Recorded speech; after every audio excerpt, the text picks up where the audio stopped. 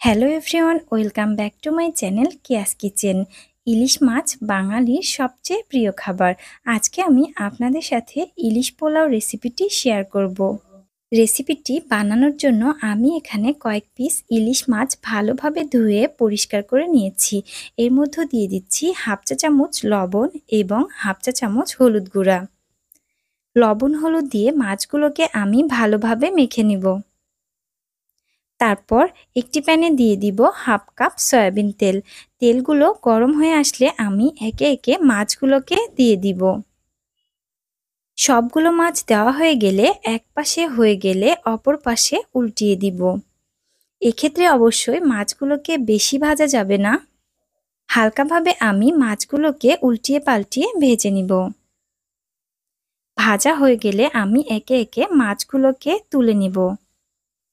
আমার রেসিপি ভিডিওগুলো যদি আপনাদের ভালো লেগে থাকে তাহলে অবশ্যই আমার পেজটিকে লাইক, কমেন্ট ও শেয়ার করবেন।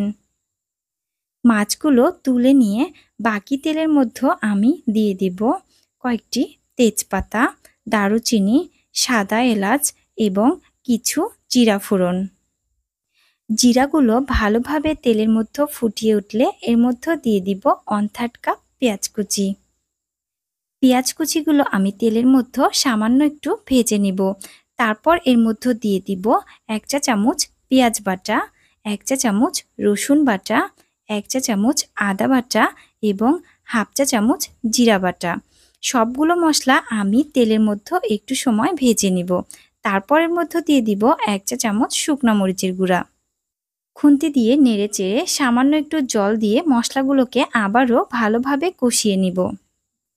কষানো হয়ে গেলে ভেজে রাখা মাছগুলোকে আমি এর মধ্যে দিয়ে দিব। এরপর আমি এর মধ্যে দিয়ে দিব পরিমাণ মতো জল। জল দিয়ে হালকা একটু নেড়েচেড়ে দিয়ে দিব 1 চা চামচ লবণ। তারপর কিছুক্ষণ নেড়েচেড়ে জাল দিয়ে নিয়ে মাছগুলো রান্না হয়ে গেলে আমি একপাশে রেখে দিব। অপর একটি প্যানে দিয়ে দিব হাফ কাপ সয়াবিন তেল। তেল গরম হয়ে আসলে দিয়ে দিব কয়েকটি তেজপাতা, দারুচিনি, সাদা এলাচ ও গোলমরিচ। এখন এর মধ্যে দিয়ে দিব হাফ কেজি পোলাও চাল। আমি চালগুলোকে আগে থেকে ধুয়ে জল ঝরিয়ে রেখে দিয়েছিলাম। চালগুলোকে আমি তেলের মধ্যে খুব ভালোভাবে ভেজে নিব। এ পর্যায়ে দিয়ে দিব কয়েকটি কাজু বাদাম, কিশমিশ ও কাঁচামরিচ। চালগুলোকে আবারও ভালোভাবে নেড়েচেড়ে ঝরঝরে করে ভেজে নিব। ভেজে নেওয়া হয়ে গেলে এর মধ্যে দিয়ে দিব 4 কাপ গরম জল। নেড়েচেড়ে এর মধ্যে দিয়ে দিব 1 চা চামচ লবণ। লবণ দিয়ে ঢাকনা দিয়ে ঢেকে দিব কিছু সময়ের জন্য। এক্ষেত্রে চুলার জাল মিডিয়াম টু লো আঁচে থাকবে। কিছুক্ষণ পর ঢাকনা উঠিয়ে জলগুলো যখন একটু শুকিয়ে আসবে সে পর্যায়ে দিয়ে দিব রান্না করা মাছগুলো। সবগুলো মাছ ঝোল সহ পোলাওয়ের মধ্যে দেওয়া হয়ে গেলে একদম লো আঁচে ঢাকনা দিয়ে ঢেকে দিব প্রায় 5-7 মিনিটের জন্য।